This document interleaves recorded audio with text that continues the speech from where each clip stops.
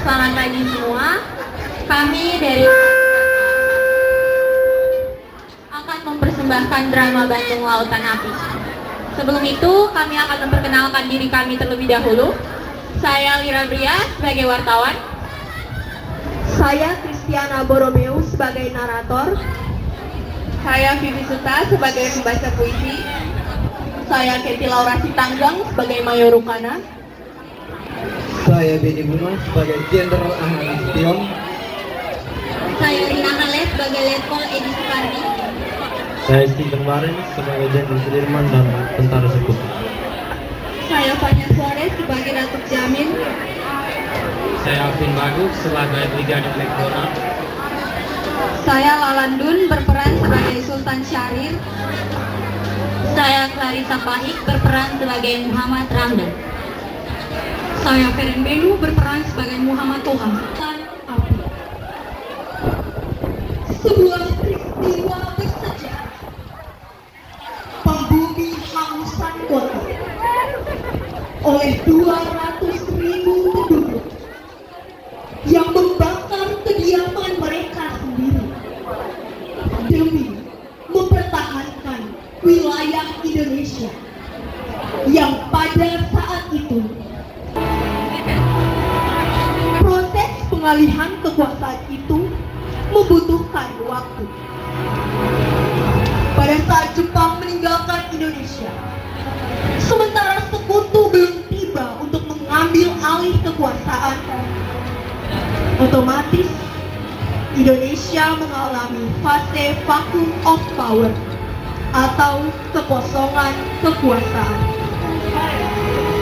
Di momen ini dengan cerdas, berani, pahlawan kemerdekaan kita memanfaatkan situasi untuk segera memproklamasikan kemerdekaan. Sehingga terjadilah proklamasi kemerdekaan Indonesia.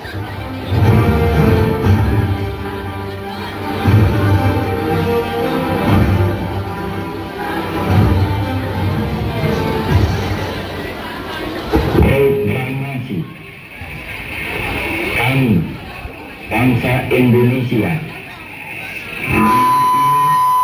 menyatakan kemerdekaan Indonesia. Hal-hal yang mengenai pemindahan kekuasaan dan lain-lain diselenggarakan dengan cara saksama dan dalam tempo yang sesingkat-singkatnya. Jakarta, 17 Agustus 1945, atas nama bangsa Indonesia, Soekarno, Hatta. Akhirnya, setelah sekian lama, kita merdeka!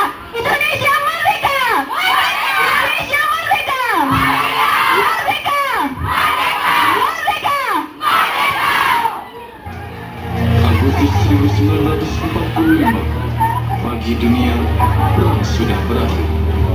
Namun untuk Indonesia, perang baru saja dimulai. Akan tetapi, diikrarkannya proklamasi kemerdekaan Indonesia ternyata tidak serta-merta membuat bangsa kita bebas dari cengkraman penjajah. Menanggapi hal ini, Komando Pertahanan Sekutu di Asia Tenggara atau South Asia menugaskan satuan khusus ke Indonesia. Kedatangan pasukan sekutu Inggris 12 Oktober 1945 dipimpin Panglima Perang bernama Brigadir Jenderal MacDonald. Mereka bertugas memulangkan tentara Jepang dan membebaskan warga Belanda yang menjadi tawanan Jepang. Bagaimana? Apa maksud kedatangan kalian? Kami datang untuk melepaskan para tawanan Jepang dan Belanda. Izinkan kami melakukan itu. Izinkan saja mereka. Baiklah, silakan lakukan itu, tetapi jangan merusuhi tempat kami.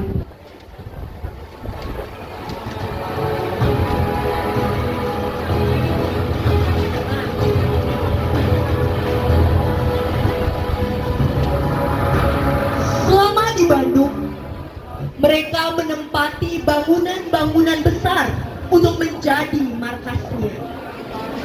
Dua di antara bangunan bersaing itu adalah Hotel Savoy Homan dan Hotel Premier. Tetapi secara diam-diam, kedatangan mereka ternyata diboncengi oleh pemerintah sipil Belanda, Netherlands Indies Civil Administration atau NICA.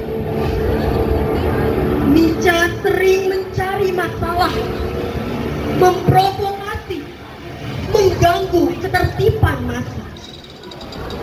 Hal ini tentunya menimbulkan kecurigaan pada masyarakat Bandung. Bukankah mereka yang Belanda? Kan hanya bangsa Inggris yang datang. Bagaimana mungkin mereka bisa di sini? Sepertinya ada yang tidak beres dengan kedatangan mereka.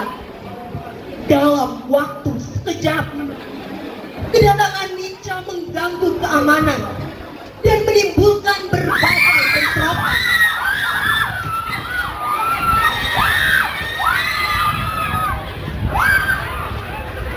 Para pejuang Indonesia pun geram dan melakukan perlawanan. Puncaknya pada tanggal 24 November 1945, pejuang dengan berani menyerang Hotel Savoy Homan dan Hotel Premier, markas militer sekutu. Pertempuran yang sangat sengit pun pecah pada malam itu juga.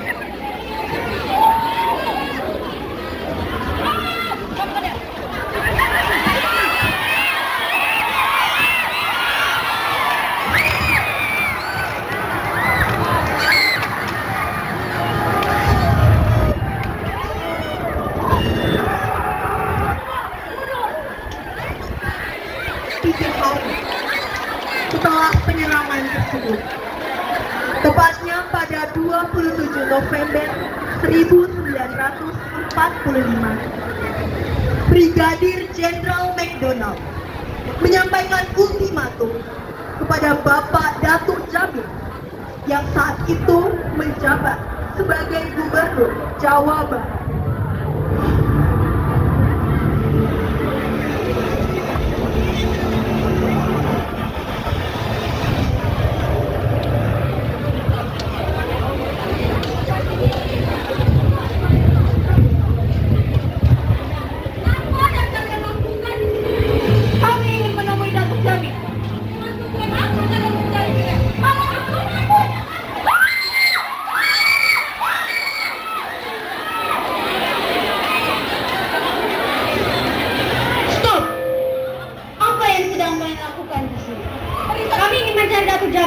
Tunggu sebentar. Ada yang perlu dengan Datuk.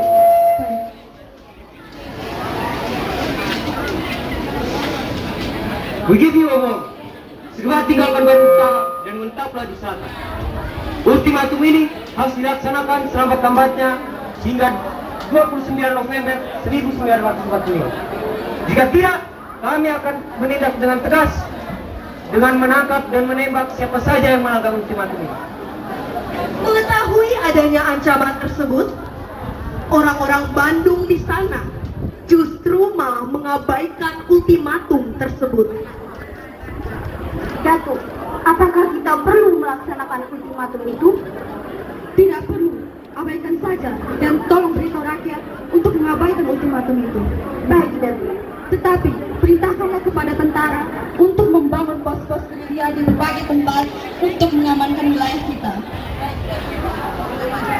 Para pejuang yang kesal dengan adanya ultimatum langsung membangun pos-pos gerilya di berbagai tempat. Sejak saat itu, pertempuran demi pertempuran terus terjadi di Bandung Utara maupun Selatan. Bentrokan senjata antara para pejuang dan sekutu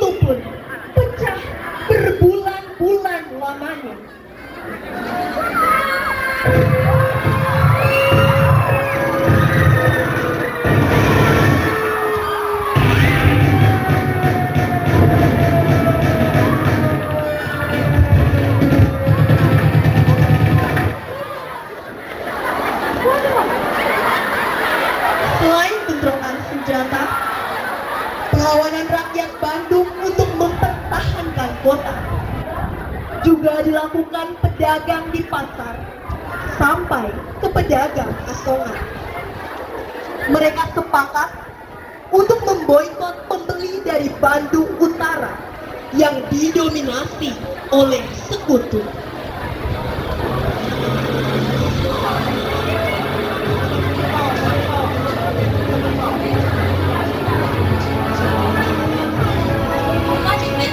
Kami tidak menerima pembeli seperti kalian. Oke, ayo kita pergi saja. Hal ini membuat sekutu kewalahan. Mereka harus mengirim logistik makanan dari Jakarta. Namun, rombongan kendaraan yang membawa logistik ini seringkali diserang oleh para pejuang di sepanjang jalan provinsi menuju ke Bandung.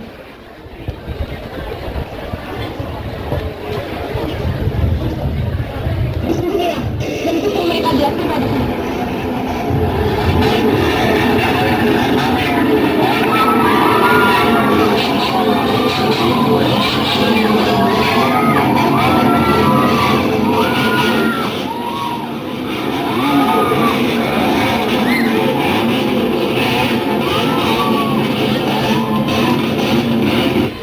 Salah satu penyerangan yang paling fenomenal saat itu adalah ketika konvoi besar pasukan sekutu Inggris diserang oleh warga Sukabumi di kawasan Bojong Kopius.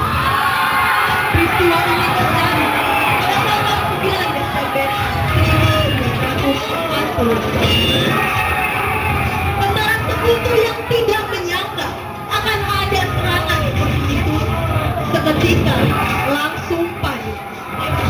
Ditambah hujan deras yang tiba-tiba turun menyertai peristiwa Bojong Kokosan membuat sekutu kewalahan. Para pejuang terus terbakar semangatnya melawan sekutu.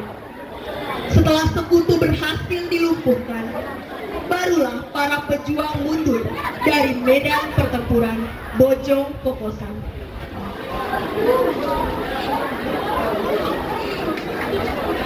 Peristiwa Bojong Kokosan berhasil menjadi pukulan besar bagi sekutu.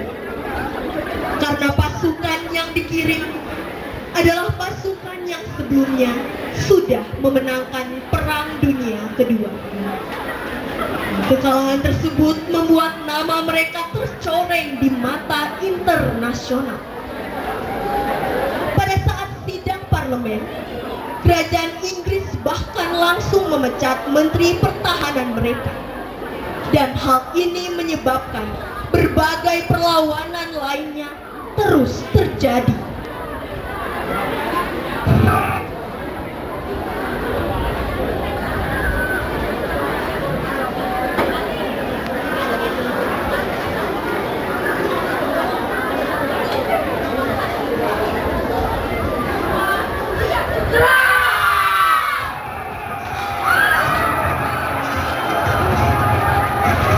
Konflik bersenjata di Bandung belum juga berakhir. Hal ini membuat Brigadir Jenderal McDonald pada tanggal 23 Maret 1946 mengeluarkan ultimatum kedua. Kali ini, ultimatum tersebut langsung kepada Perdana Menteri Indonesia, Sultan Syahrir. Stop! Ada gerangan apa kalian?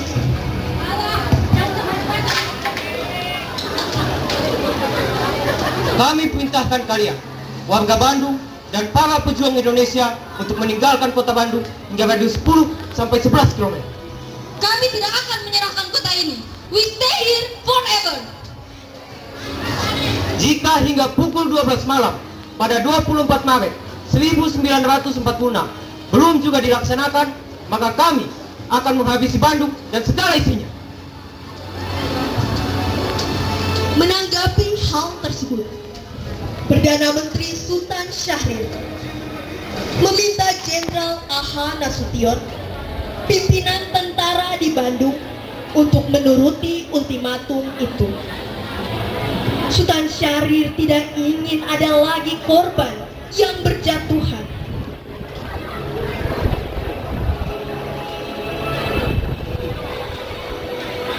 McDonald kembali mengeluarkan ultimatum. Kita tidak perlu melakukannya. Sebelumnya pun kita abaikan. Tidak, mereka akan menghanguskan kota jika kita mengabaikan ultimatum itu. Dan itu akan membahayakan masyarakat kita. Lalu, apa yang ingin Perdana Menteri inginkan? Melakukan ultimatum tersebut? Ya, kita ikuti saja mau mereka. Baiklah, aku akan melakukannya. Tetapi, batas waktu ultimatum itu terlalu singkat. Aku akan bernegosiasi terlebih dahulu. Perdana Menteri Sultan Syahrir memilih berjuang melalui jalur diplomasi. Sultan Syahrir menempuh cara tersebut karena Indonesia sebagai negara yang baru merdeka sangat membutuhkan pengakuan dari negara-negara lain kalau memang bangsa kita ini sudah berdaulat. Jenderal Nasution pun menemui sekutu untuk bernegosiasi agar mereka menunda atau memperpanjang batas ultimatum kedua. Mengungsikan seluruh rakyat Bandung secepat itu dengan akses transportasi terbatas sangat tidak memungkinkan. Tapi sayangnya, pihak sekutu menolak permintaan beliau. Mereka malah menawarkan 100 truk untuk membawa rakyat Bandung keluar dari kota. Apa hal yang membawa Jenderal ke sini? Kami akan melakukan ultimatum itu, tetapi batas waktu ultimatum itu terlalu singkat. Warga Bandung tidak bisa kami hentikan dengan cepat.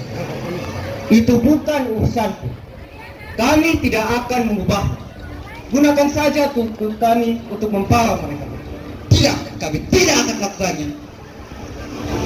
Ia segera bergegas kembali ke pos komando karena tidak bisa bernegosiasi.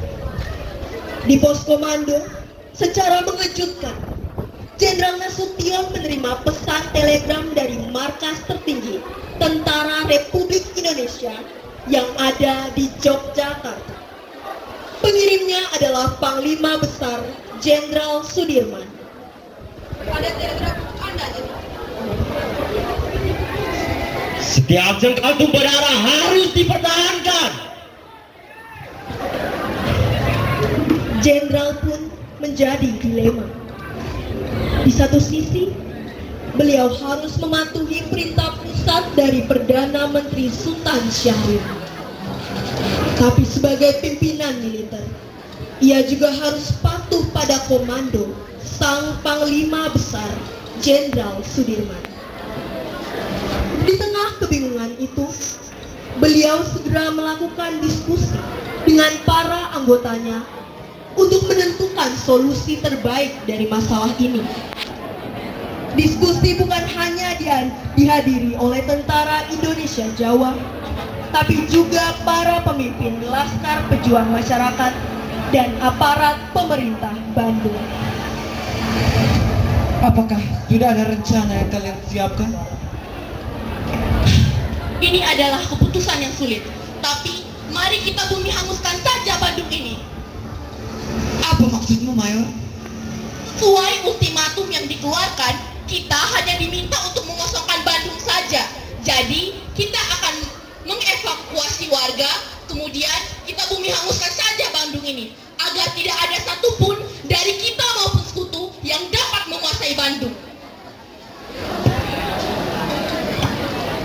Akhirnya, setelah pertimbangan yang matang, Jenderal Nasution yakin bahwa membumi hanguskan kota Bandung merupakan solusi yang paling tepat. Ini adalah satu-satunya cara untuk tetap bisa memenuhi ultimatum sekutu, tapi juga tidak memberi kesempatan kepada mereka untuk menguasai kota Bandung. Pada tanggal 24 Maret 1946 jam 2 siang, Tentara Republik Indonesia langsung mengeluarkan perintah agar semua rakyat Bandung meninggalkan kota sebelum jam 10 malam. Segera buat siaran untuk mengosongkan kota Bandung. Baiklah Jenderal, akan kulakukan. Bandung akan kita bumi hanguskan. Segera tinggalkan Bandung sebelum pukul 10 malam. Bandung akan kita bumi hanguskan. Segera tinggalkan Bandung sebelum pukul 10 malam. Bandung akan kita bumi hanguskan. Segera tinggalkan Bandung sebelum pukul 10 malam. Di sisi lain, Jenderal Nasution dan para pasukan mulai menyusun strategi untuk memulai operasi bumi hangus tadi. Mereka berencana membakar kota Bandung waktu tengah malam.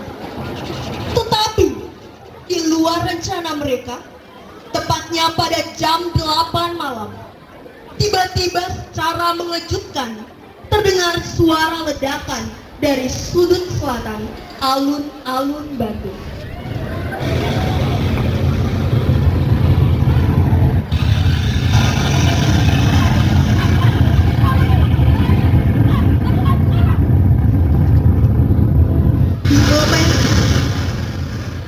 Gedung Indische Restoran sudah terlebih dahulu meledak.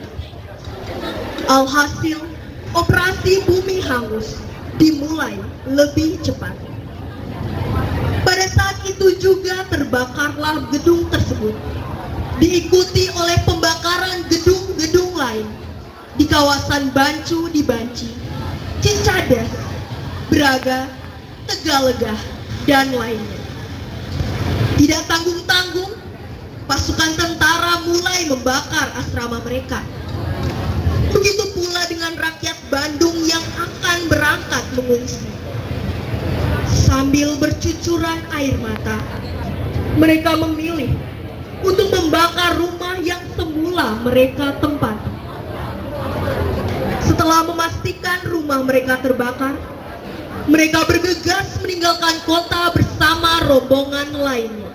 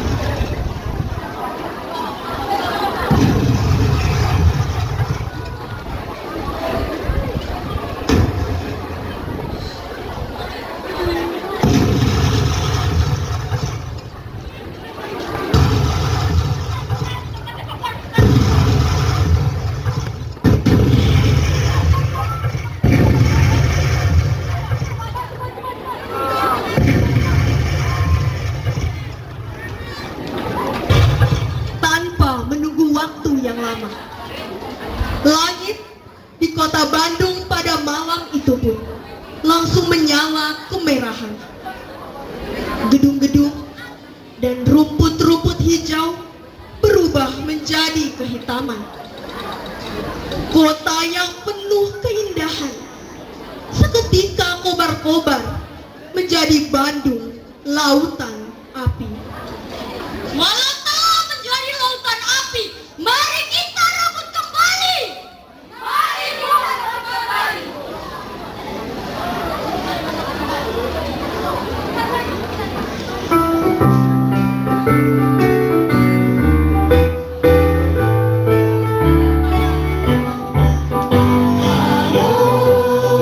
Halo Bandung, ibu kota kaya.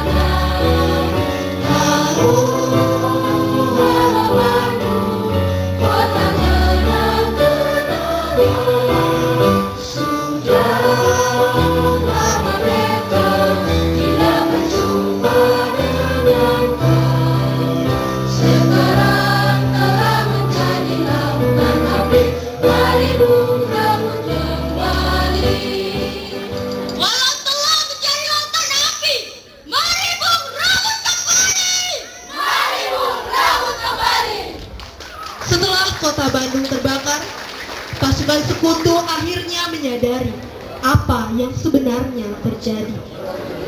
Sekutu pun berusaha melakukan berbagai cara untuk menghentikan operasi bumi hangus tersebut.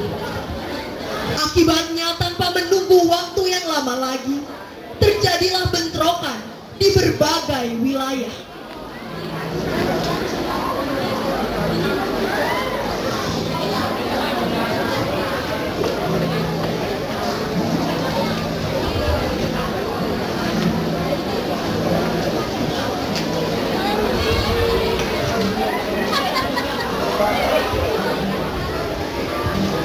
Mereka telah membakar kota ini. Hentikan warga.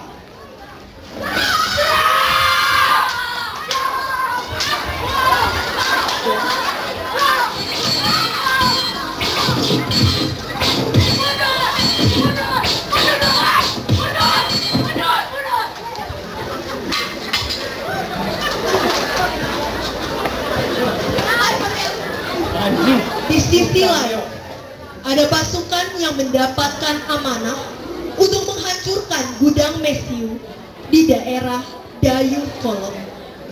Mereka berasal dari gabungan beberapa laskar masyarakat, dipimpin oleh seorang pejuang muda yang baru berusia 19 tahun bernama Muhammad Toha.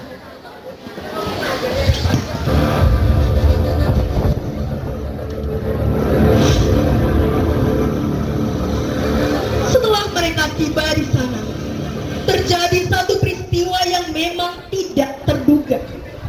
Ada salah satu rancau yang meledak. Ada apa?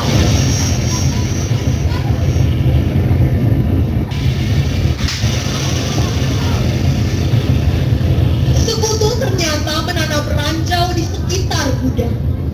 Ledakan tersebut langsung membuat mereka semua terluka. Cepat pergi, tempat ini terlalu berbahaya. Tinggalkan aku dan Ramdan yang di sini. Benar, kalian kembalilah dan bantu para warga yang dievakuasi. Semangat juang seorang Toha dan Ramdan sudah benar-benar tidak bisa dibendung lagi. Apapun yang terjadi, mereka bertekad menghancurkan gudang mesiu milik sekutu dengan mengebom gudang itu. Ayo, kita bom tempat ini. Ayo, laksanakan. Demi tata perayaan ini, kita berjuang sampai titik darah penghabisan.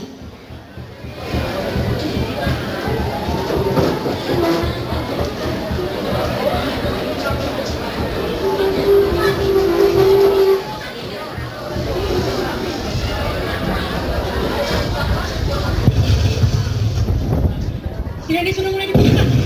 Cepat bakar, tinggalkan tempat ini.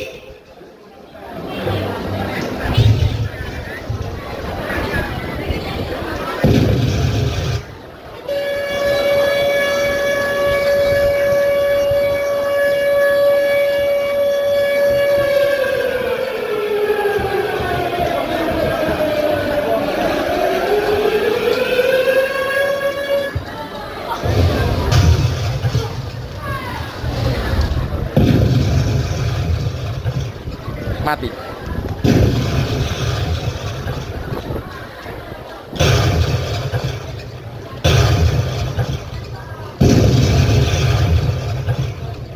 Gudang mesiu milik sekutu akhirnya meledak, hancur lebur. Akhirnya sekutu kehilangan pasokan persenjataan mereka dan tidak bisa lagi mengambil alih kota Bandung. Kita telah berakhir. Iya, kita telah berhasil. Ini membawa kabar duka untuk pejuang Indonesia. Ledakan gedung mesiu tersebut mengakibatkan gugurnya dua orang pejuang kita yang sangat gagah berani, Muhammad Toha dan Muhammad Ramdan. Gugurnya mereka menjadi salah satu tanda betapa dahsyatnya perjuangan dalam kemerdekaan Indonesia dalam peristiwa Bandung Lautan Api.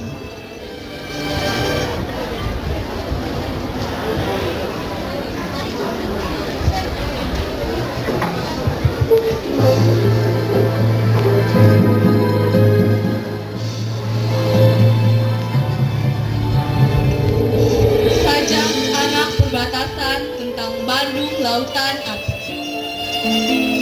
Bagaimana mungkin kita bernegara bila tak mampu mempertahankan sejengkal tanah tumpah darah? Bagaimana mungkin kita berbangsa bila tak mampu mempertahankan keutuhan wilayah? Itulah sebabnya kami tidak ikhlas menyerahkan Bandung kepada tentara Inggris. Dan akhirnya kami bumi hanguskan kota tercinta itu hingga memerah, membara, menjadi lautan api perjuangan kami. Kini batinku mulai mengenang udara panas yang bergetar dan menggelombang, bau asap, bau keringat, suara ledakan yang terpantulkan menjadi mega yang jingga, dan kaki langit menjadi kesumba.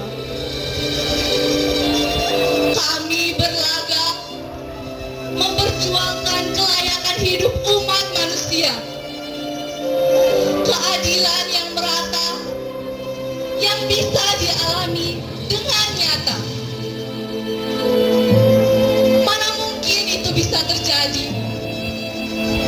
di dalam penindasan dan penjajahan? Manusia mana akan membiarkan keturunannya hidup tanpa jaminan kepastian?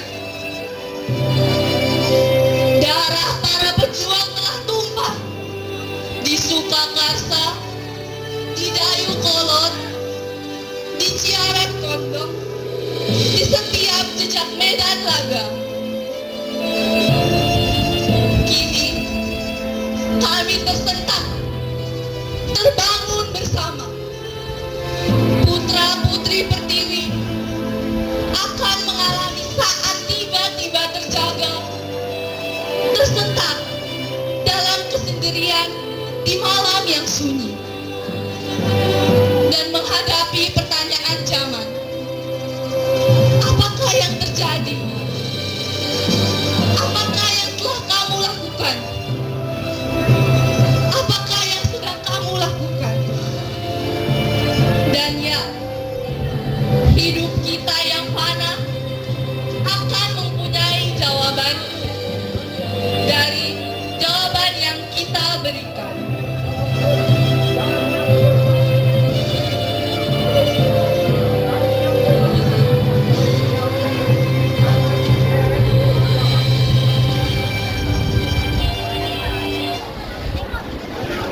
Inilah persembahan drama Bandung Lautan Api dari kami. Apabila kami melakukan kesalahan dan ada kata-kata yang kurang berkenan, kami mohon maaf. Sekian persembahan dari kami.